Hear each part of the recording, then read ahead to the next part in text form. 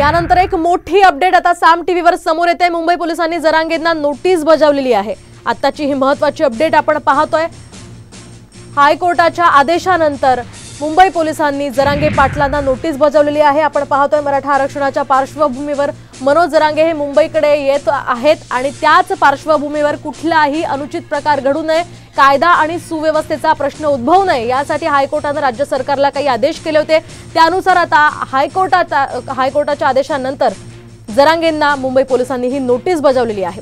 आताची ही महत्त्वाची अपडेट आपण पाहतोय। साम टीव्हीवर सध्या मनोज जरांगे हे आरक्षणासाठी आक्रमक झालेले आहे आणि त्याच पार्श्वभूमीवर त्यांच्यासोबत मोठा पाठिंबा सुद्धा त्यांना मराठा समाजाचा आहे आणि आता गर्दी ही वाढताना दिसते या मोर्चामध्ये। त्याच पार्श्वभूमीवर आज ते लोणावळ्याकडून मुंबईकडे येत आहेत आणि येत असताना कुठलाही अनुचित प्रकार घडू नये किंवा कायदा आणि सुव्यवस्थेचा प्रश्न निर्माण होऊ नये यासाठी मुंबई पोलिसांनी जरांगेंना ही नोटीस बजावली आहे।